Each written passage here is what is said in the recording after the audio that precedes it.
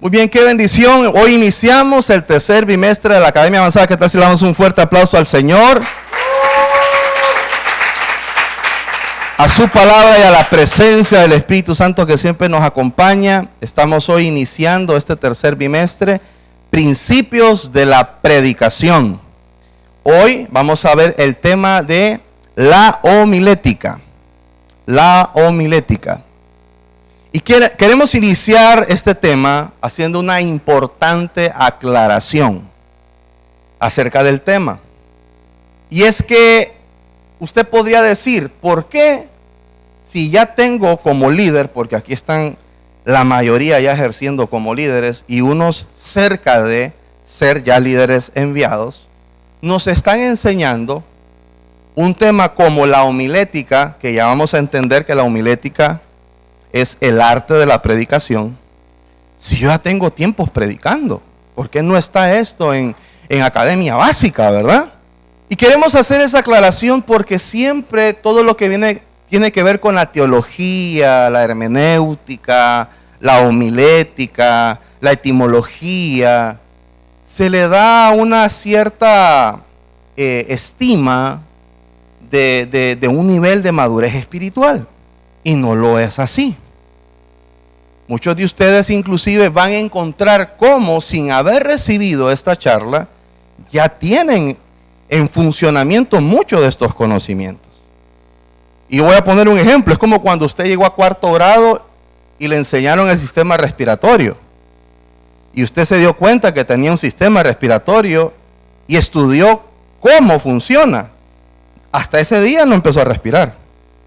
Usted ya respiraba, solo que ese día se dio cuenta que tenía un sistema respiratorio. ¿No les parece que si todos respiramos debería ser algo importante comenzar por ahí? Sí, es importante, en algún momento lo vamos a saber, pero hay otras cosas que están antes de eso. Y aquí es donde yo quiero aclarar, nunca el tecnicismo, nunca la homilética, la hermenéutica, la etimología, la escatología, la oratoria, etcétera, van a superar cosas como la fe, la obediencia, la santidad, la experiencia, la unción, la llenura del Espíritu Santo, la pasión, la compasión, el denuedo y el respaldo de Dios. Nunca todo ese tecnicismo va a poder superar lo que acabo de mencionar. Y para poder nosotros llegar aquí tuvimos que tener otro tipo de preparación. Ahora que está resuelto todo eso que hemos aprendido en estos años, podemos entonces entrar a tecnicismos. Pero usted nunca va a ver a Jesús en la Biblia diciendo, para enviarlos necesito darles un curso de teología. Para que ustedes prediquen antes necesito que reciban un curso de hermenéutica. No, ¿verdad? Usted lo ve porque Jesús discipuló desde la experiencia. Jesús discipuló desde la practicidad. Él confió que las demás cosas se iban a ir entendiendo. Sí se entiende esa parte. Entonces, yo le voy a decir algo, experiencia supera tecnicismo. ¿Verdad? Pero, diga conmigo, pero, el tecnicismo nos va a ayudar ahora que tenemos manejados todos los temas como la fe, como la pasión, como la compasión, como la llenura del Espíritu Santo, como el deseo de la unción. Ya que tenemos dominados esos temas y los vivimos, diga conmigo, los vivimos, ahora podemos hablar del tecnicismo, porque ese tecnicismo nos puede dar intencionalidad. Ese tecnicismo nos puede dar eficiencia al momento de predicar. Entonces Jesús enseñó desde la experiencia. Jesús enseñó desde algo que se llama la autoridad moral. Jesús, que no era rabino, ¿y por qué menciono esto? Porque para poder ser un predicador en el tiempo antiguo, tenías que tener cierto perfil que Jesús no lo cumplía, ¿verdad? Porque él no era levita, porque no era la tribu de Leví, porque no era un hombre consagrado a poder ser un predicador de la ley. Era un carpintero de oficio, eso es lo que él era. El hijo de José, el hijo del carpintero, comenzó a predicar y su predicación, que tuvo demasiada oposición al inicio, tuvo que tener aceptación por su relevancia. Pero no solamente por la relevancia, sino porque cada cosa que él predicaba era ejemplo en ella. Cuando Jesús entra al templo, los fariseos dicen la siguiente frase: ¿quién es este que predica como que si tuviese autoridad? ¿Qué nuevo evangelio es este? ¿Verdad? Entonces vamos a entender eso. Jesús enseñó ese estilo porque siempre la parte esta de la tecnicismo, la gente lo toma como que eso es superior a lo que experimentamos. Y yo sí quiero dejar muy claro eso. Hay gente que dice siempre, no, es que hay que estudiar teología y hay que estudiar esto. Y yo no estoy en contra de estudiar eso. Pero lo más importante es la obediencia. Lo más importante es tener el respaldo de Dios. Después podemos aprender todas esas cosas. Entonces, el requisito no es el tecnicismo, es la relación con nuestro Señor. Ahora, ese tecnicismo nos puede hacer más eficientes, ¿verdad? Y yo quiero darles aquí un ejemplo que le escuché en una ocasión al apóstol Satirio dos Santos. No sé si ubican a este apóstol, un general de la fe. Yo estaba esa vez que él estaba predicando en la ciudad de Guatemala. Y él estaba hablando. Él es un pastor que tiene miles de iglesias entre Colombia, Venezuela y Brasil. Él estaba contando que en una ocasión, se imagina cuántos pastores ha ordenado él, ¿verdad? A cuánta gente ha enviado, a cuánta gente ha ordenado. Y él estaba explicando que tenía un discípulo que él lo visualizaba como un ministro, que tenía un discípulo que él le miraba potencial para iniciar una obra. Y él se acercó a él y le dice: hijo, te quiero enviar. Dios me ha puesto a eso, a que te envíe. Entonces, este muchacho había sido instruido por el discipulado de la iglesia, pero él le dice: apóstol, dame un chance, ya que sé que me querés enviar, voy a meterme a estudiar en el Instituto Bíblico Teología, para que Dios me use. Y entonces el apóstol le dijo: mira, hijo, he enviado a mucha gente. Aquí lo importante es la disposición de tu corazón, y lo demás Dios te lo va a ir dando en equipamiento. Pero creo y considero que ya estás listo. Pero el muchacho insistió: pero déjame que yo salga de teología, quiero estudiar. Dice que él tuvo que respetar ese asunto, no siguió insistiendo. Y allá al tiempo apareció este muchacho a decirle: apóstol, ya me gradué de licenciatura de teología, además de eso tengo un máster en divinidades. Le dice: así que ya estoy listo. Entonces el apóstol le dijo: bueno, ya que tenés una licenciatura en teología y un máster en divinidades, entonces ya te puedo enviar a limpiarle los pies a los hermanitos de aquella aldea. O sea, ¿de qué sirve tanto título si el ministerio lo que te va a hacer es lavarle los pies a la gente? Si lo que necesitas es preocuparte por la gente, amar a la gente, instruir a la gente, hacerte parte, dar de gracia lo que recibiste de gracia. Ese es el evangelio.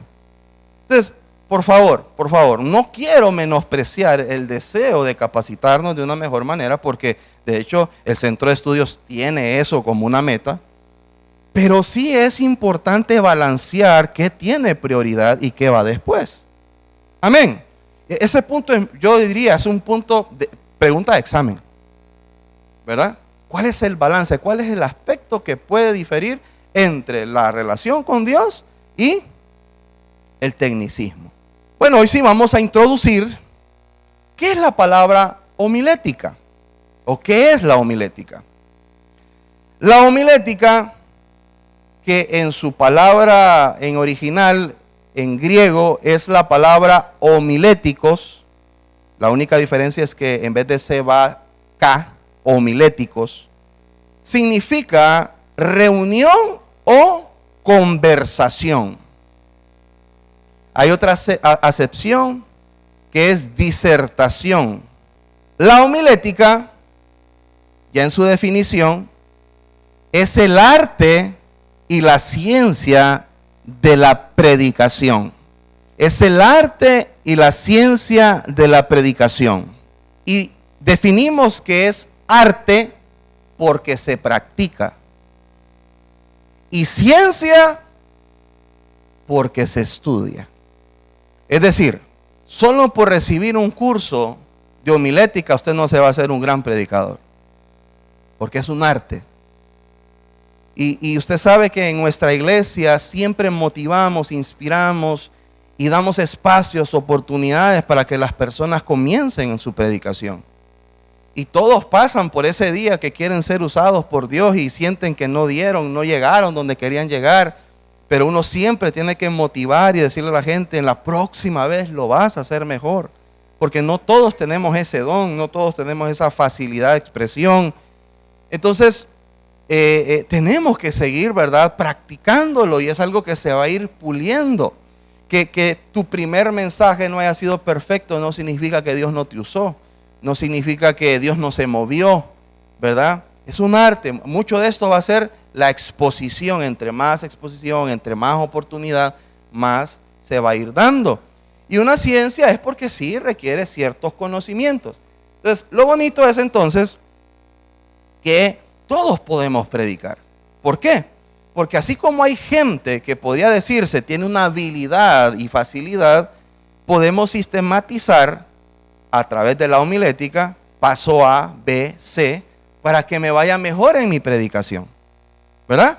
Y aunque yo no tenga una gran habilidad y una gran experiencia, tengo una mejor oportunidad para poder tener éxito en mi predicación, ¿verdad? Esa es la idea de la homilética, poder sistematizar, poder A, B, C, y que mi predicación funcione mejor. Vamos a decirlo así, para que la homilética esté completa, tiene que pasar 3 etapas. Y escogí hablar de esto porque es importante. Mire, cuando uno quiere estudiar de algo que ya es una ciencia, hay mucha información, ¿verdad? Pero yo puse un filtro. Yo dije, me voy a quedar con lo que es relevante para nosotros como cristianos. Porque que se entienda que la homilética no solamente es para estudiar la Biblia. Funciona para estudiar cualquier escrito. O para poder predicar cualquier escrito. Técnicamente, estas 3 etapas se llaman así. O sea, usted tiene que experimentar estas 3 etapas para poder conocer completa la etimología. La número 1 se llama exégesis. Exégesis. Exégesis. Con X. Exégesis. La segunda etapa es hermenéutica. Con H. Hermenéutica. Y la tercera, como tal, es la homilética. Ahora vamos a saber qué es eso, ¿verdad? Porque imagínense, se escucha complicado, pero realmente no lo es. La exégesis es esta parte de saber extraer. La exégesis es cómo yo puedo hacer que este escrito tenga utilidad. Sí, usted va a ver, la Biblia es mucha información, es el pensamiento de Dios, pero hay que tener una cierta habilidad para que ese pasaje bíblico tenga una utilidad. Nos pasaba antes, ¿verdad? O pasa de que a veces uno dice, bueno, sí, está, por ejemplo, el libro de los Cantares de los Cantares, ¿verdad? Que lee ahí y te beso el seno y te queda, bueno, ¿y qué es esto? ¿Será que mi Biblia está degenerada? ¿O qué? Y realmente todo lo que es la Biblia, todo escrito, todo libro, recordémonos que la palabra, la Biblia es la palabra de Dios, nada está de más, todo tiene utilidad.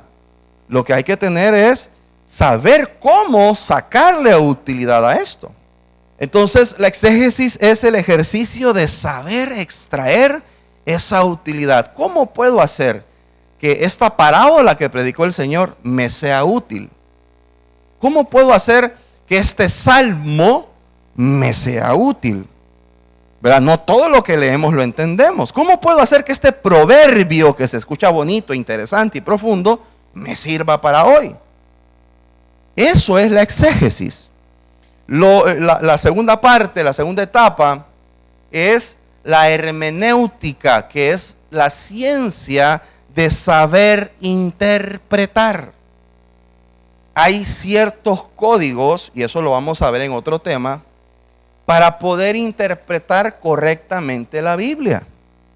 No podemos olvidarnos que la Biblia no fue escrita en español. ¿Y cuántos de ustedes han escuchado esa famosa frase? En el original. Sí, ¿verdad? Eso de los originales se llama etimología. Eso lo vamos a ver después. Pero son los orígenes de esa palabra. Entonces, tal vez la palabra fe en un versículo tiene un código que le da un origen diferente a la palabra fe en otro versículo. Porque tal vez en uno está hablando de la fe que utilizamos, la fe operacional, pero tal vez la otra es el don de fe, que es otra cosa, por dar un ejemplo, ¿verdad?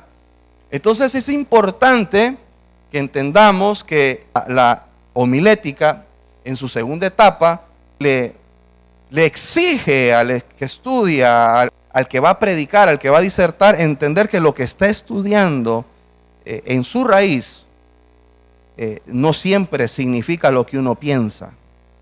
Y aquí pueden haber dos cosas: errar por falta de conocimiento o errar a propósito, porque el versículo me permite a mí poder manipularlo para llegar a una idea.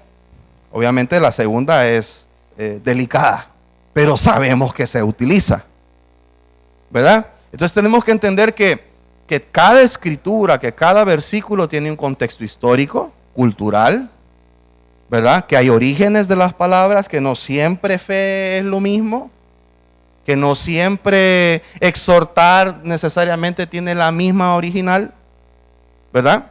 Y por eso es que usted va a ver normalmente a un predicador diciendo, esta palabra fe en el original se está dirigiendo a esto. ¿Cuántos han escuchado eso, verdad? Aquí en la casa es muy normal escuchar eso. Entonces la segunda etapa es saber interpretar para no, número uno, degenerar, número dos, cambiar, y número tres, manipular la palabra. Y la tercera etapa de la homilética es la propia homilética, que ya es la parte expositiva. ¿Cómo yo voy a exponer? ¿Cómo yo voy a desarrollar el discurso?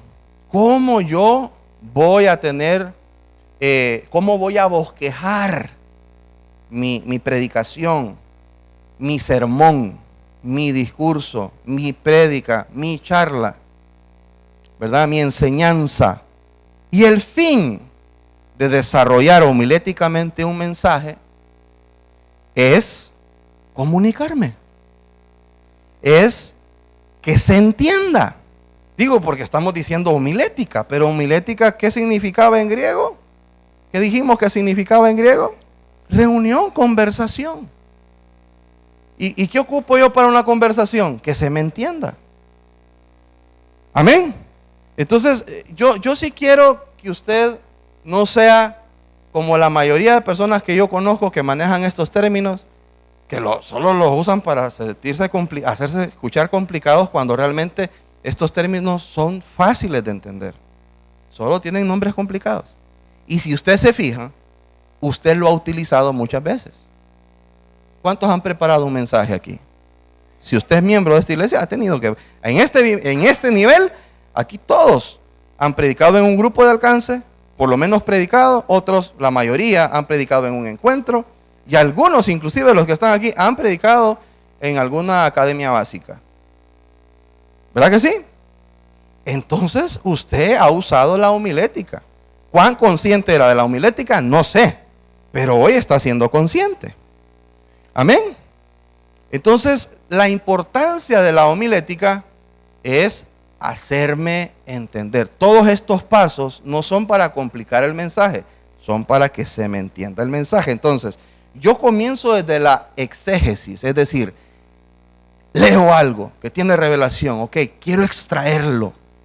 Esta parte que está brotando, quiero predicarla. Ok, entonces tengo que tener una hermenéutica, tengo que saber que lo que estoy interpretando está correctamente. No quiero degenerar, no quiero cambiar, no quiero manipular. Y número 3, ahora que ya he verificado que no estoy cambiando ni manipulando, ni estoy doblando la palabra, entonces voy a ver cómo la puedo exponer. Y esa es la homilética. ¿Cómo la voy a dar? Esa es la homilética. ¿Cómo la voy a desarrollar? Entonces, podríamos decir que la homilética sirve para poder sistematizar la disertación de un sermón. Y ahí donde está la palabra sermón, usted puede poner predicación, enseñanza, charla, como lo quiera mencionar. Y así ser comunicadores eficientes. ¿Cómo sistematizar lo que habíamos hablado? ABC, ¿cómo lo puedo hacer? ¿Verdad? Diga conmigo, levante las manos, diga conmigo, soy mensajero. Y el objetivo de todo mensajero, levante las manos conmigo, diga, el mensaje se debe de entender. Si usted habló profundo, habló con tecnicismos, si usted mantuvo un léxico complejo, y hasta la gente pudo decir en medio de las sillas, qué inteligente el predicador, ¿verdad? ¿Por qué? Es que ni le entiendo, dice. Entonces, es un mal predicador. Escúcheme, es un mal predicador, aunque todo el conocimiento que esté diciendo tenga texto, es un mal predicador. No sé si usted entiende, mi hermano, que Jesús, si alguien podía hablar complicado, era Jesús. Si alguien podía hablar a niveles que ningún ser humano pudiese entender, era Jesús. Él era la palabra. Pero el gran éxito de Jesús es que Él sí se daba por entendido. Sí se le entendía. Y algo hermoso que pasa en nuestra iglesia, y yo le doy gracias a Dios, cuando viene alguien a la iglesia, alguien nuevo a la iglesia, no sale diciendo que profundo el pastor Oscar, ¿verdad? No dicen eso. Yo sé que la gente no sale diciendo, oh, qué erudito el pastor Oscar, ¿verdad? No lo dicen. Pero sí dicen esto, por fin entendí.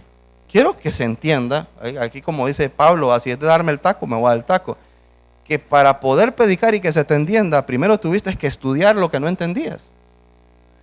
Y no es por falta de estudio, no es por falta de saber qué significa. Lo único es que se rumea el mensaje, a modo que el zacate, que nadie lo quiere comer, se haga leche que todo el mundo la toma. Amén. Entonces, ese es nuestro propósito. Si no, vamos a tener ese error fariseo. ¿Cuál es el error fariseo? Pregunto, ¿tenían conocimiento los fariseos? Esos tipos tenían un pozo de conocimiento escritural tremendo, pero no entendían nada. Y si no entiende el que estudió, imagínense el que va a recibir. Si por eso agarraron a Dios y lo crucificaron, porque ni eso pudieron ver. Muy bien, entonces vamos a pasar a algo que se puede llamar el contraste homilético. Solo se escucha complicado, es fácil. El contraste homilético es que siempre nosotros vamos a tener Biblia, y después de la Biblia, vida, y después de la vida, Biblia, y después de la Biblia, vida. ¿A qué me estoy refiriendo?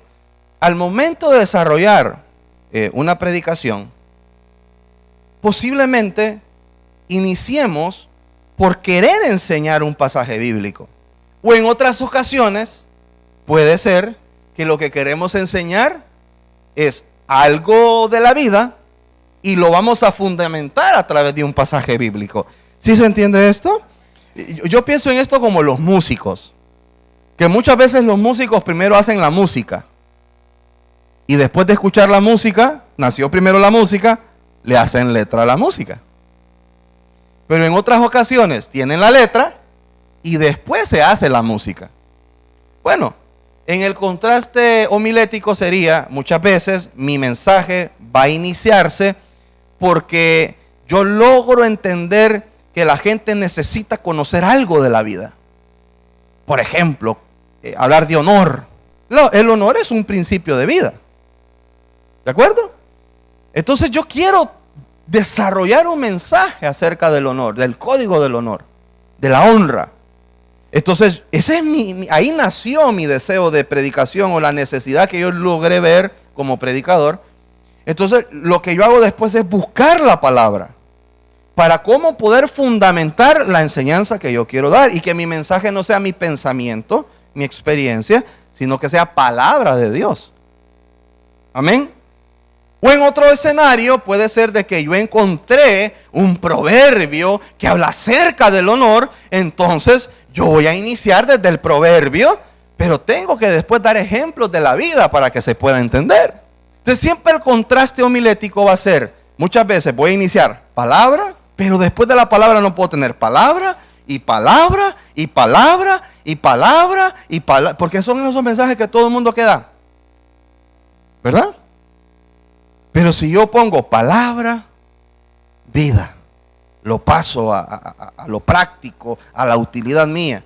Y después de la utilidad mía, Biblia, palabra, lo fundamento. Y después, vida. ¿Se está entendiendo? Entonces, es muy importante que no solo sea Biblia, Biblia, Biblia, Biblia, Biblia, Biblia, o también vida, vida, vida, vida, vida, vida, porque esos que solo hablan de sus experiencias, al final parece que fueron a predicar de ellos. Y da una sensación de alguien que no se preparó, da la sensación de alguien que estaba nervioso y solo se dedicó a hablar de él. Entonces, ninguno de los dos extremos. Hay que tener un contraste. Biblia, palabra. Biblia, palabra. Amén. Por ejemplo, ¿verdad? Vamos a poner el mejor ejemplo. Y no sé si se han dado cuenta, hemos estado usando Biblia. Por ejemplo, Jesús, ¿verdad? Cuando él citaba la palabra. Y él venía y decía, por ejemplo, él decía, como está escrito. ¿Sí? Acuérdense que Jesús no podía citar Corintios, Mateo, Lucas, Juan, no se habían escrito. Entonces Jesús cuando citaba Biblia, lo que para nosotros es Biblia, vamos a llamar escrituras, tenía que citar a un profeta, a un patriarca. Como está escrito, Abraham les enseñó. ¿Verdad? No podía ser en Mateo, no se había escrito. Entonces, pero Jesús citaba, tenía frases como está escrito. ¿Ve? ¿De dónde está partiendo él? Desde la palabra, ¿verdad? Otra frase que decía Jesús, esto fue lo dicho. Esto fue lo dicho por el profeta Isaías, este corazón. Escucha, dice mi nombre, pero su corazón está lejos de mí. ¿Por qué han engrosado el corazón? Y lo que estaba citando era una profecía de Isaías. Biblia, escritura. Por ejemplo, otra frase que decía Jesús bíblicamente hablando, escrituralmente hablando es, ¿acaso no oísteis? ¿Acaso no se les fue dicho? ¿Verdad? Y él siempre citaba la escritura. Muchas veces él partía desde la escritura. Pero en otras ocasiones Jesús partía desde un hombre tenía 2 hijos. Eso no es Biblia, eso es una parábola, una historia que no es escritural. No es escritural para él, para nosotros ya se volvió escritural. ¿Sí se entiende? Entonces Jesús podía decir el prójimo, o las 10 vírgenes, o la semilla, o los 2 deudores, ¿verdad? Entonces partía de situaciones de la vida, pero después se iba a escritura. Porque al final no es ser un orador nada más, es ser un representante del evangelio. Entonces vemos en Jesús cómo él usaba este contraste.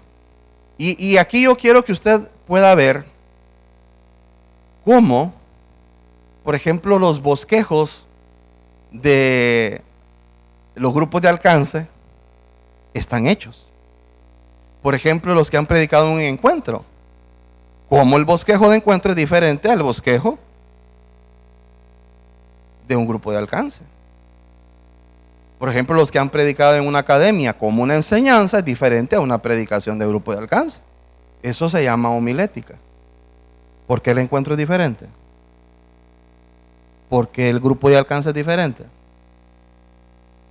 ¿Por qué en primera de básica de academia es diferente? Porque tienen objetivos diferentes. ¿Cómo usted va a saber eso? ¿Qué es lo que usted tiene que aprender para eso? Yo le voy a dar al menos hoy 7 aspectos acerca de la homilética. Para que usted de ahora en adelante ya homilética no solo sea una palabra rara, sino que usted diga, ya sé. Y va a empezar a encontrar cosas, ¿verdad?, de una predicación de domingo que es diferente a una predicación del martes. ¿Qué usa el pastor para saber que el domingo se predica así y el martes se predica diferente? ¿Verdad? ¿Qué hace el pastor para poder dejar cuando él no está o cuando cede el púlpito? Porque quiero que se sepa que todos los que predican en la casa desde el púlpito tienen un bosquejo de su pastor. ¿Y por qué, pastor? Porque del alimento de la casa se encarga el pastor. No es algo que se va a ceder. Pero como la persona a través de ese bosquejo puede entender que tiene un objetivo diferente. Como los que predican en encuentros reciben ese bosquejo diferente. Entonces, 7 aspectos acerca de la homilética. Primero, el primero que yo no lo voy a enumerar, lo voy a poner como modo de introducción, porque ahí reparé, porque puse 7 aspectos y no lo había puesto la verdad, pero quiero ponerlo ahí como, si quiere, como un subtítulo, ¿verdad?, como algo que sea garante de los siguientes 7 aspectos. Y es la búsqueda de Dios. Nunca el tecnicismo le va a ganar a la búsqueda del Señor. Al final, no es lo que dices, sino quién lo dice. El mensaje depende del mensajero. Pero el primer aspecto, hoy sí. El primer aspecto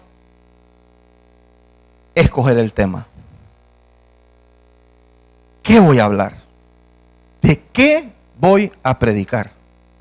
Es donde todo parte. Si usted me pregunta, pastor, ¿cómo hace para predicar? Primero Dios me tiene que decir de qué voy a hablar. A mí no me preocupa desarrollar el mensaje. A mí me preocupa saber de qué voy a hablar. En la semana, ¿cómo lo voy a desarrollar? Ya aquí hay un pozo grande para saber justificar todo eso. Es de qué quiere hablarle el Señor a la gente. Ese es el primer punto. ¿De qué? Me invitan a predicar a una iglesia que no es mi iglesia. ¿De qué voy a hablar? Me invitan a un seminario de otra iglesia. ¿De qué les voy a hablar? En este punto, número 1, discernir la temporada. Y ahí no hay otra manera que consultársela al Señor. Discernir la temporada. Discernir en la vida de la congregación cuál es la temporada. Acuérdense que no solo es hacerlo bien, es hacer el bien. Yo puedo predicar un mensaje perfecto, homiléticamente hablando, en la oratoria y con toda la justificación. Pero si imagínense, si lo que viene es un diluvio y yo hablé del arca del pacto, ¿de qué nos sirve el mensaje? ¿Sí se entendió el ejemplo? Si lo que viene en esta temporada es que tenemos que ganarle a un gigante, ¿de qué me sirve a mí hablar de Jonás? Aunque el mensaje sea un espectáculo, pero está fuera de temporada. Esto para nuestra iglesia es demasiado importante, ¿verdad? Discernir la temporada, ahí mismo, en escoger el tema. Si fuese una enseñanza, esto es si es una predicación, pero si fuese una enseñanza, entonces sería desarrollar el temario. Estamos en el primer aspecto, que es escoger el tema. Dentro del aspecto de escoger el tema, estamos hablando de discernir la temporada si es una predicación. Y si fuese una enseñanza, pues desarrollar un temario. Porque es diferente la predicación que la enseñanza. Yo ahorita, ¿qué estoy haciendo? ¿Predicando o enseñando? Enseñando. Entonces, ¿qué tuve que desarrollar yo? Un temario. Yo ya sé que voy a hablar todo lo que, ¿verdad? Si fuese una predicación es diferente. Es la temporada. Y ahí mismo en escoger el tema, cuando sea delegar el tema, ya sea una enseñanza o una predicación, es discernir quién debe ser el expositor de ese tema. Entonces, mira aquí. Esos son los 3 puntos de ese primer aspecto. Si fuese una predicación, la predicación es de la vida de la congregación. ¿De acuerdo? Uno como pastor tiene que saber que está pastoreando. Si es líder, tiene que saber que tiene vida de iglesia. Si es mentor, tiene que saber que tiene vida de iglesia. Entonces uno tiene que discernir la temporada. Dicen por ahí que los mejores predicadores son los que saben oír. ¿Qué necesita la congregación en este tiempo? ¿Qué quiere Dios transferir la congregación en este tiempo? Es diferente cuando es predicación, pero cuando es enseñanza, es el mismo maestro y diferente alumno, ¿verdad? Este es un discipulado. Entonces, entendamos algo, que cuando es una enseñanza, por ejemplo, de academia de líderes, a veces es el mismo mentor. ¿De acuerdo? Entonces, es el mismo temario. Es la misma predicación. Pero ¿quién cambia? ¿Quién es el que rota? El alumno. Entonces, si yo estoy dando un mensaje y soy guiado por el Espíritu Santo, estoy predicando nuevamente el mensaje que me tocó predicar la vez pasada de nuevo. Podemos caer en el error de decir, ya me lo sé. Sí, pero el alumno no es el mismo. Si es una persona que solo se aprendió el mensaje, lo va a predicar igual, aunque esté otro alumno. Y no puede ser así. A mí la gente me pregunta cuando me toca predicar el mismo mensaje. Por ejemplo, cuando hay 2 cultos. Un tiempo que le dice, pastor, ¿y qué se siente de predicar? Pues es diferente, porque no es la misma persona a la que le estoy hablando. Y como Dios está comunicando con la gente, no le puede decir exactamente lo mismo a 2 tipos de grupos diferentes.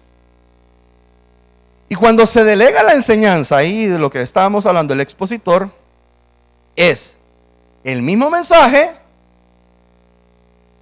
pero diferente testimonio. Por ejemplo, vamos a poner el ejemplo de los encuentros. A Tato, por ejemplo, no le tocó predicar la misma de la vez pasada, ¿verdad? O alguien que predicó mi valor ahorita, no le tocó mi valor la vez pasada. Entonces cambió el expositor y por lo tanto cambió que el testimonio, los que se sintieron identificados con uno no se pueden sentir identificados con el otro. ¿Sí se entiende? Todo eso tiene que ver en este punto de escoger el tema. El tema y el expositor, ¿verdad? Aspecto número 2, segmentación de los oyentes. Y en este vamos a desarrollar 4 puntos en la segmentación de los oyentes. Primero, ¿es predicación o enseñanza? Eso cambia mi bosquejo, ¿verdad? ¿Es predicación o una enseñanza? Cuando es una predicación, usted tiene una calle con muchas avenidas. Entonces, usted tiene que fluir, ¿verdad? Es una predicación. Hay, por ejemplo, acá 50 personas, por decir algo, que tienen situaciones diferentes. Y si esta fuese una predicación, yo tengo que ver cómo Dios me da el denuedo de que todos se sientan identificados con ese mensaje. De una calle con 50 avenidas.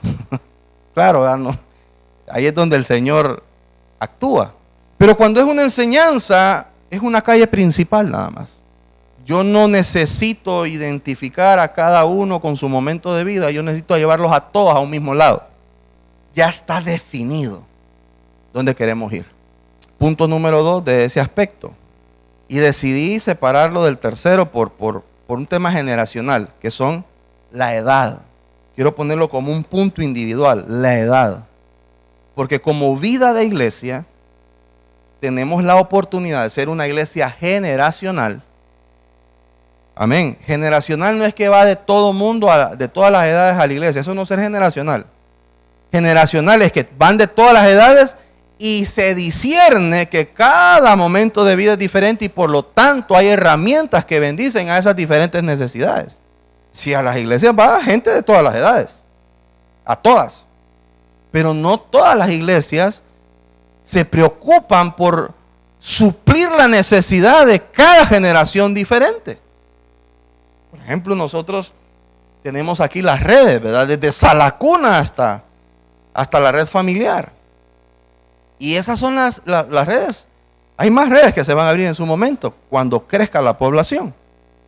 Pero no solamente, o sea, cada red tiene grupos de alcance, ¿verdad? De esas edades. Hay ministerios exclusivos orientados a esas edades. Está LEAD, por ejemplo, que son nuestros jóvenes, juveniles. Está, por ejemplo, Adoradores, que son nuestros adolescentes, preadolescentes. Está Kids, que son nuestros niños. Está Frontline, que son los jóvenes ya adultos. Está Red Life, que son jóvenes de graduándose del colegio, llegando a la universidad. Entonces, todo eso tiene una herramienta que está nutriendo necesidades de ese punto. Por ejemplo, ahorita actualmente en nuestros encuentros, en nuestros retiros, pudimos dividir, gracias a la población de la gente, necesidades diferentes. Que eso para mí es un logro, porque no es lo mismo predicarle a alguien de 15 años y ahí mismo está alguien de 45 años, que predicarle a un grupo de chicos de 15 años a 20 años y el otro grupo de 21 hacia 40 años, por decir algo. No es lo mismo, se siente mejor, uno está más identificado, uno está más claro. Y eso es porque tenemos la claridad de ser una iglesia generacional. Entonces, yo no voy a hablar de mi valor en el encuentro de los jóvenes como hablo en mi valor en el encuentro de los adultos. Tengo que segmentar mi mensaje de acuerdo a las edades.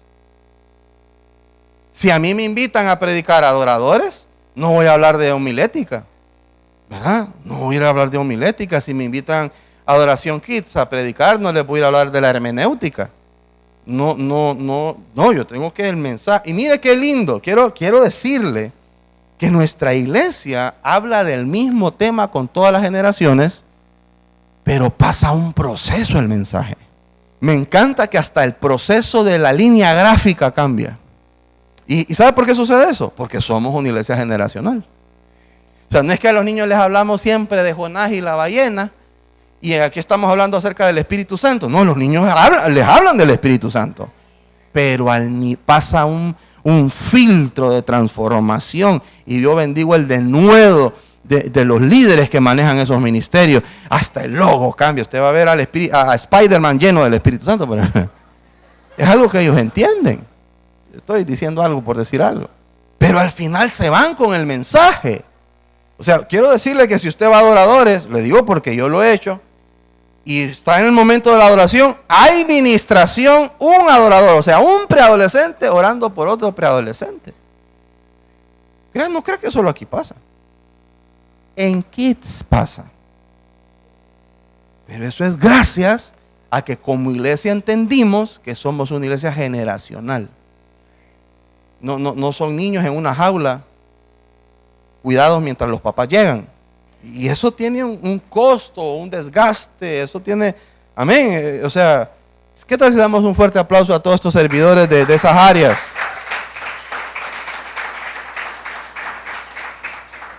El tercer punto de la segmentación de los oyentes es la demografía, que podríamos decir que ahí también entra la edad, pero quise ser puntual de una manera generacional, ¿verdad? Bueno, entonces ponga en la parte demográfica la edad, el género, si el grupo al que le estás hablando es hombre, si es mujer, de qué país es, de qué ciudad son o de qué pueblo son, qué cultura tiene esa región, qué idioma tienen. La parte demográfica da toda esta información que segmenta diferentes tipos de personas, por ejemplo, el estrato social. Usted no va a llegar a un lugar donde hay gente sencilla a hablar con palabras complejas. No va a hacer eso, porque ¿cuál es el objetivo como mensajero? Que se entienda el mensaje. Usted no va a ir a hablar como vocero a una reunión de empresarios. ¿Sí se entiende? Son situaciones que se pueden dar. Usted no le va a ir a hablar a un grupo de mujeres como que le estuviera hablando a un grupo de hombres, ni le va a hablar a un grupo de hombres como que estuviera con un grupo de mujeres. Entonces, todas estas cosas lo ayudan a usted a saber segmentar a los oyentes.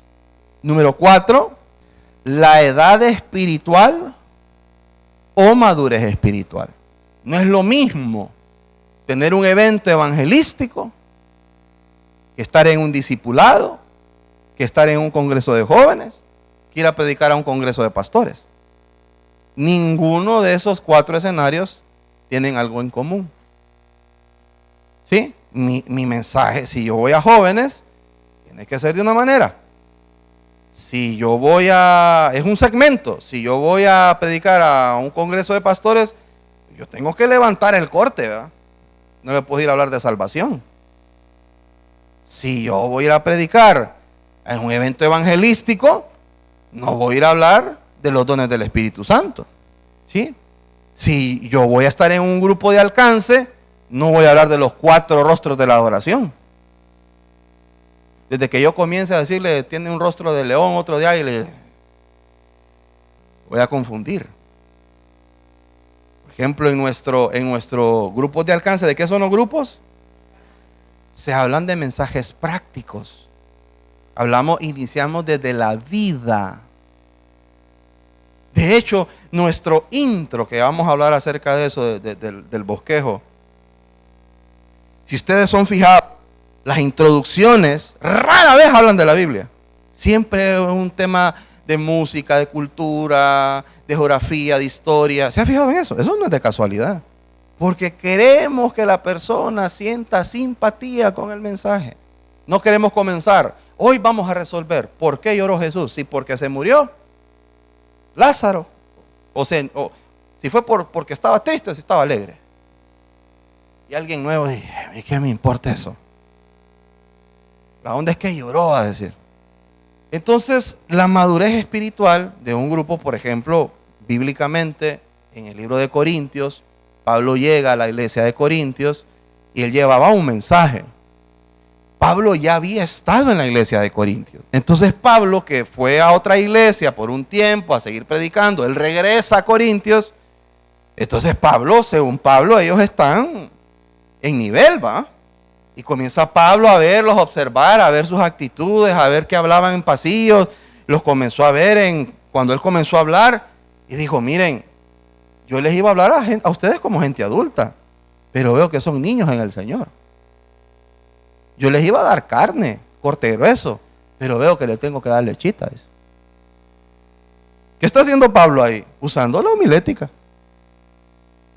Pablo dice, yo quería hablar como a espirituales, gente entendida. Íbamos a hablar acerca de la intercesión, arpas y copas. Pero veo que les voy a tener que hablar de la salvación, de ser libres de culpa. Porque yo creía que eran espirituales, pero veo que son carnales todavía. Entonces, ese es el segundo aspecto, segmentación de oyentes. Mi mensaje siempre va a depender de quién me va a escuchar. Aspecto número 3. Entonces ya dijimos, 1, escoger el tema.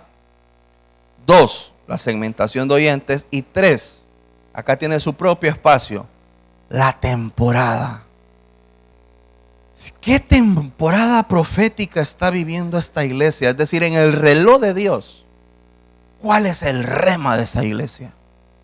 Fíjense que cuando a mí me han invitado a predicar, yo siempre le pregunto al del evento, ¿de qué están hablando? Si es un evento, ¿de qué se trata el evento? Entonces, hay gente que ni sabe lo que está haciendo, que su respuesta es, no, de lo que Dios le ponga. Cuando alguien me dice de lo que Dios le ponga, yo le digo, fíjese que no puedo. Porque yo no voy a participar con alguien que ni sabe lo que está haciendo.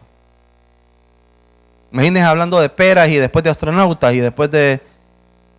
Ni sabe lo que está haciendo. Ese no tenía nada que hacer y le dio rígido de hacer un evento. ¿Verdad? O cuando me invitan a una iglesia, yo le pregunto al pastor que me está invitando, ¿qué momento están viviendo como iglesia? Y no va a faltar a algún súper espiritual o evangelicoide que va a decir, pero es que es Dios el que tiene que... Claro, cuando Él me diga, estamos viviendo esta temporada, yo me voy a ir a meter con Dios, porque dentro de ese tema hay una infinidad de aspectos que yo puedo tocar. Pero yo no tengo que adivinar algo que puedo preguntar. Porque tengo el don del Espíritu Santo, pero también tengo sentido común. Y también se vale usarlo. Entonces yo le pregunto, pastor, pero ¿en qué temporada están? ¿Qué es lo que están pasando? No, mire, pastor, ok, entonces por ahí me voy a ir. Claro, yo voy a ir a la presencia de Dios, a buscar de la fuente que Dios me ha dado y lo que Dios quiere hablarle puntualmente a esa iglesia. Pero es importante entender la temporada profética en la que está esa iglesia. Por ejemplo, la sensación social. Porque aunque no somos de este mundo, andamos en él. ¿Y a qué me refiero con la sensación social? Estoy hablando de eventos sociales. Pueden ser económicos, políticos, culturales. Por ejemplo, si estamos en pandemia, yo no voy a hablar de la cueva de Adulamba. O sea, tengo que ser congruente, tengo que compensar la situación. ¿Se entiende? Si estamos en una situación, por ejemplo, de elección política, no voy a hablar de política, pero tengo que hablar sobre cómo decidir de una manera correcta. ¿Qué está pasando? Si hay una situación económica difícil en el país, pues uno de los domingos tenemos que hablar acerca de eso. ¿De acuerdo? Importante la temporada, por ejemplo, el calendario civil, días especiales. Ese sería otro aspecto para la temporada en la que podemos predicar. O sea, si es Día de la Madre, no hablar de los hombres. Si es el Día del Niño, no voy a hablar acerca de cómo ser maduro espiritualmente. La cultura de la región, costumbres, ideologías, espíritus residentes, el hombre fuerte de esa región. Todo lo que marca el comportamiento del individuo en una región.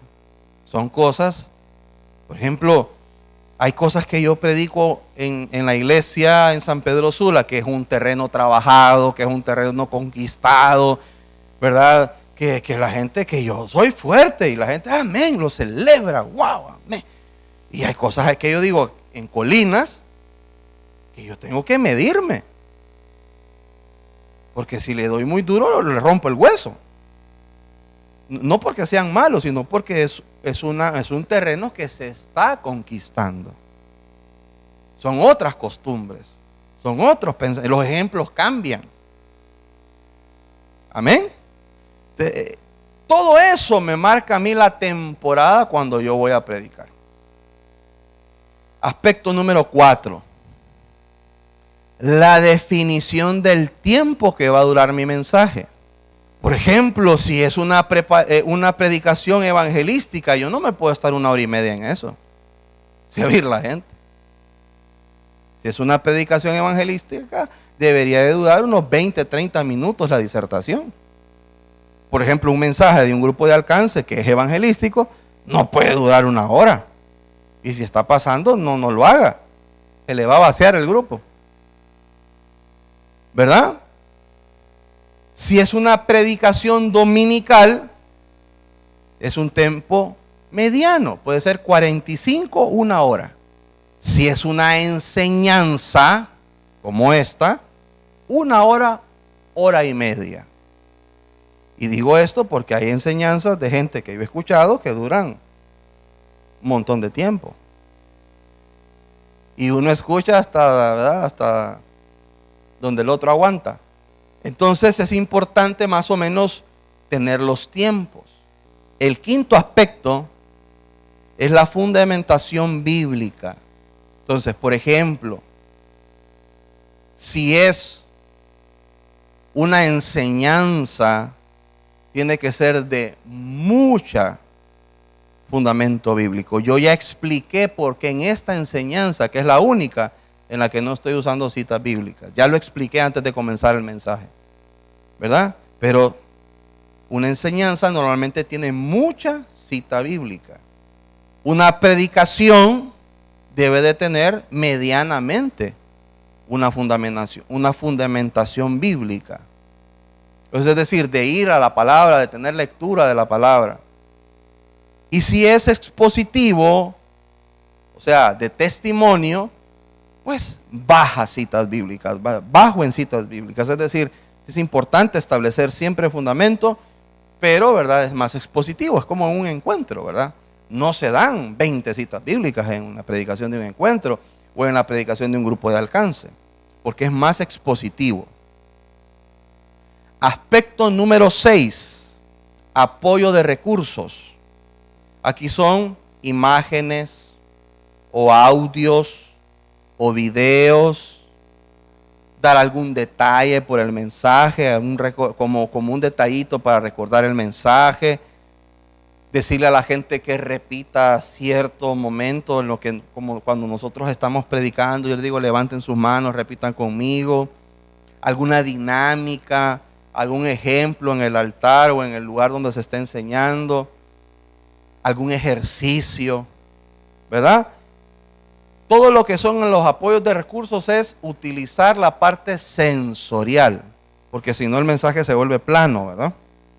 Y el aspecto número 7 de la homilética, el número 7, yo le dije que eran 7, es el cuerpo del bosquejo, que muchos creen que la homilética solo es eso, pero no, ¿verdad? Eso es lo último, ¿cómo lo voy a desarrollar? Entonces, el bosquejo o el cuerpo del bosquejo empieza por la introducción o cabeza. Si es un bosquejo, introducción. Si es el cuerpo del mensaje, cabeza. Entonces, en la introducción buscamos acentuar el objetivo del mensaje. Vamos a ver qué se puede utilizar como introducción y ustedes van a poder encontrarlo en la experiencia que tenemos como iglesia. Muchas veces, por ejemplo, es el historial de una serie. Ya usted va por el segundo o tercer mensaje de la serie. Usted lo que hace es un pequeño resumen de lo que ha visto anteriormente para que los que se sumaron ese día no se pierdan lo que usted ha avanzado en el mensaje. Eso se puede usar como introducción. Y en casa lo hacemos mucho. Otra cosa que podemos usar como introducción es el versículo principal del mensaje. Se puede utilizar como introducción. Otro que podemos utilizar es una historia o una parábola o una moraleja. Se puede utilizar como introducción. Otra cosa que se puede utilizar es algo de cultura general, una historia, algo de un dato estadístico, ¿verdad? Algo de cultura general. También se puede utilizar algo de sentido figurado, ¿verdad? Es decir, hablar acerca de, por ejemplo, de un desarmador y cómo un desarmador puede ser utilizado para desarmar o para armar. Entonces, ¿cómo lo llamamos? ¿Desarmador o atornillador? ¿Cómo lo podemos llamar? Y comenzar el mensaje de que alguien puede destruir o edificar, ¿verdad? Ese es el sentido figurado. También se puede utilizar en manera de introducción la etimología o los orígenes. La etimología son las raíces de la palabra, ¿verdad? Para que no se pierdan, es la raíz de la palabra. O los orígenes, cuando usted va a hablar acerca del shofar, por ejemplo, por dar un ejemplo, entonces se puede hablar de dónde viene la vieja usanza, de dónde se empezó a usar el shofar, por qué se usaba el shofar, para qué se... Entonces usted se está yendo a los orígenes. Estos tipos de situaciones se pueden utilizar para introducción del mensaje. La segunda parte del cuerpo del bosquejo es el desarrollo o torso. Este es el desarrollo del mensaje. ¿Cómo se desarrolla el mensaje? Pueden haber varias maneras. Por ejemplo, puntos sistemáticos o de numeración. Por ejemplo, los 5 maneras de manifestar la generosidad, ¿verdad? Cuando sea una predicación, trate de que los puntos sean pocos. Cuando es una enseñanza, los puntos se pueden hacer más, pero trate de que no sean los 55 puntos de algo. Hoy estamos en una enseñanza Y estamos viendo 7 aspectos acerca de la etimología. Y en 7 se nos está llevando todo este tiempo. Pero hay gente que dice, vamos a dar los 35 pasos de cómo llegar al éxito. Yo, cuando ya por el 12 usted ya no quiere estar ahí. La otra manera de poder desarrollar el tema puede ser a través del número de reflexiones bíblicas o claves. Por ejemplo, las 3 claves de la fe, ¿verdad? O 5 reflexiones acerca de la honradez. Otra manera de desarrollar el torso o el mensaje, el bosquejo, es la narrativa del pasaje bíblico. La narrativa del pasaje bíblico, por ejemplo, la pesca milagrosa. Y estamos hablando de un cuadro bíblico de, por ejemplo, 25 versículos. Entonces vamos del versículo tal a tal, significa esto. En este versículo pasó esto. En este otro versículo pasó esto. ¿Verdad? Otra manera de desarrollar son las concordancias de un tema. Mismo escenario, diferentes citas bíblicas. ¿Verdad? La concordancia es cómo en diferentes libros de la Biblia, en diferentes momentos de la Biblia, podemos estar hablando del mismo tema. Como tal vez en Pedro yo puedo hablar de lo que habla en Efesios, y también está en Mateo, pero también está en el libro de Oseas, pero también está en Génesis. Entonces veo como la repetición de cómo está sucediendo la misma situación en un diferente versículo. Otra manera de desarrollar puede ser la enseñanza por la frecuencia del hecho. La enseñanza por la frecuencia del hecho. ¿Cuántas veces algo se repite? Por ejemplo, en las enseñanzas doctrinales, lo que se trata de hacer para justificar una doctrina es que un evento tiene que ser frecuente. O sea, usted no va a hacer una doctrina de porque Jesús sanó a alguien escupiendo, hizo lodillo y entonces usted va a sanar a la gente escupiendo. Eso solo pasó una vez. Para que se haga una doctrina o un método de Jesús, tiene que hacerlo muchas veces, no solo una vez. Hay eventos únicos. ¿Se entiende esa parte, verdad? Otra forma de desarrollar es la aplicación práctica. ¿Cómo podemos aplicar de varias maneras ese versículo? La aplicación práctica. Otra manera de desarrollo es la investigación histórica. Todos estos son maneras y técnicas diferentes de desarrollar un mensaje. ¿Sí? Que es la segunda parte, ¿verdad? De lo que es el torso o el desarrollo del bosquejo. Parte número 3 del bosquejo es la conclusión. La conclusión es la aplicación a la vida, sea una predicación o sea una enseñanza, se tiene que aplicar. Si usted está predicando de algo que no se aplica, no pierda tiempo. Usted tiene que siempre en la conclusión, no importa lo grueso, lo difícil, lo profético, lo apostólico que puede ser un mensaje, tiene que tener una aplicación. La conclusión debe de ser, como segundo punto, el uso de valor. ¿Cómo esto lo voy a usar? ¿Cuántos están aprendiendo acerca de la homilética aquí? ¿Cuántos lo van a usar entonces? Como punto 3, la conclusión debe ser la relevancia del mensaje.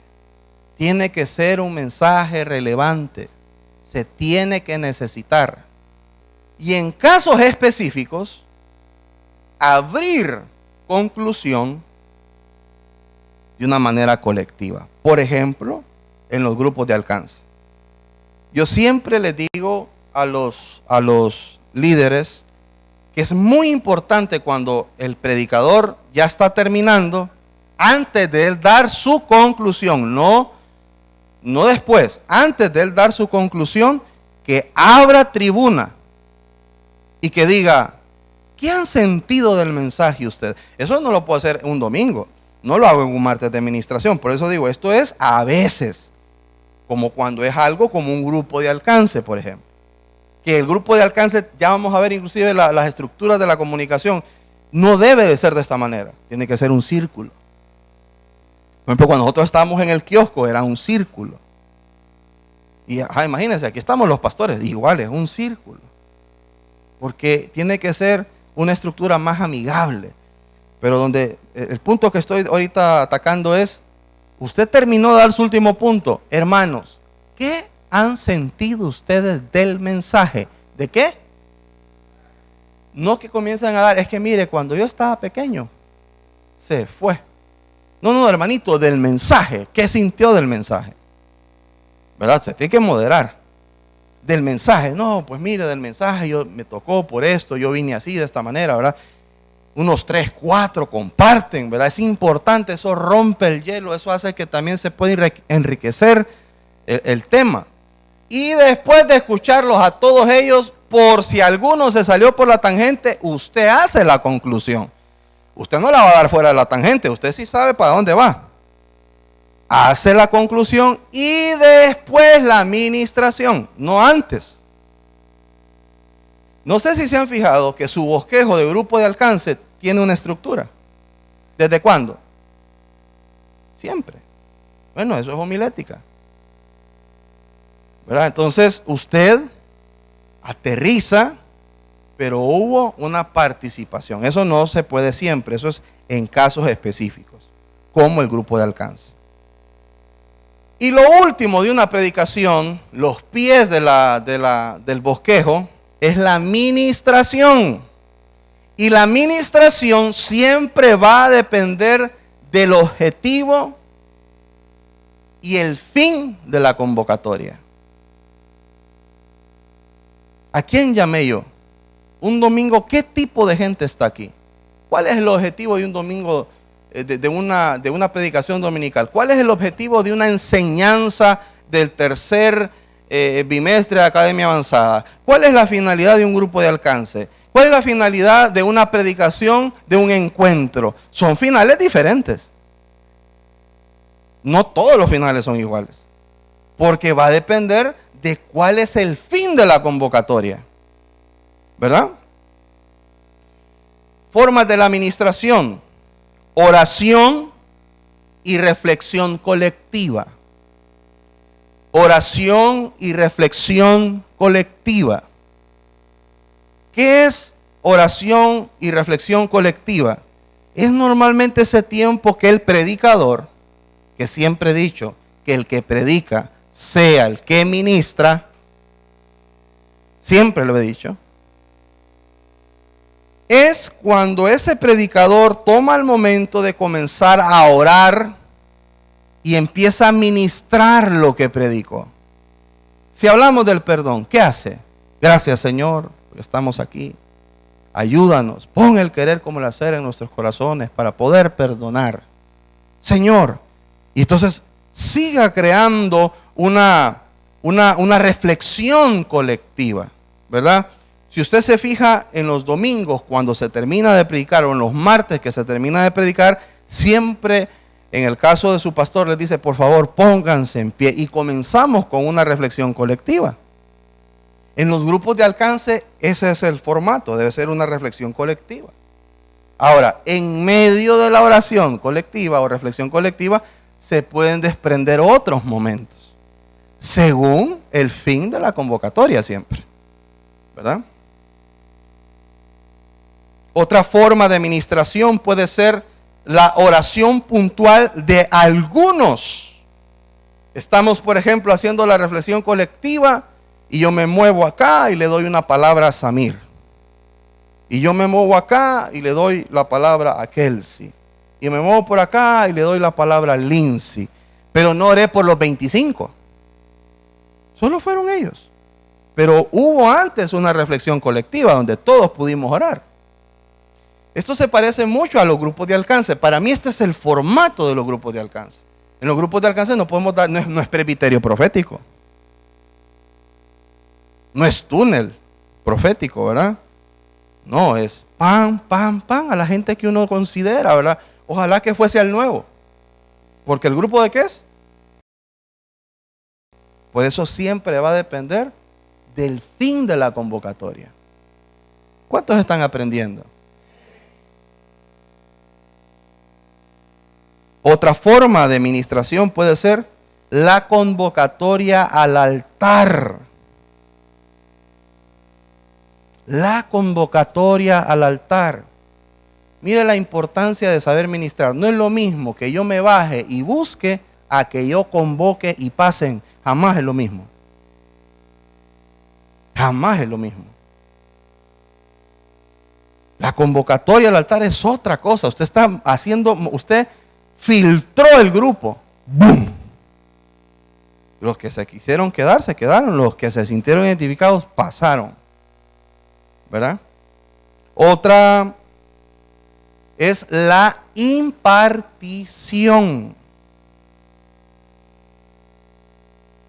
La impartición es cuando se ha creado una atmósfera, la gente ya reflexionó colectivamente, pero todavía hay algo en la atmósfera. Y entonces la persona que está predicando, o el ungido, la persona que Dios está usando, comienza a hacer una transferencia porque él tiene autoridad moral sobre lo que predicó. La impartición no es una palabra profética. La impartición no es una ministración. La ministración, usted pasa, ora por la persona, y usted ¿qué está haciendo? Si está orando por la persona. Hablamos del perdón. ¿De qué le está hablando? Del perdón, del tema. Usted está orando, usted no le está dando una palabra, usted está orando. Las voces proféticas deberían de iniciar orando y ministrando el tema. Pasa que cuando la voz profética está ministrando, surge un don profético y se manifiesta ciencia, sabiduría o profecía, o milagros o señales, ¿verdad?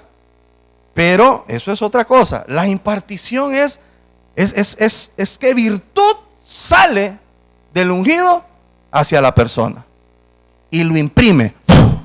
Sale virtud, sale algo, salió de eso, de lo que lo impartió, salió.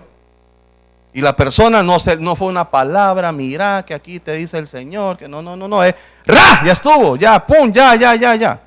¿Verdad? Obviamente es una atmósfera diferente, ¿verdad? Entonces, estas son maneras de ministración, ¿verdad? ¿Qué tal si le damos un fuerte aplauso al Señor?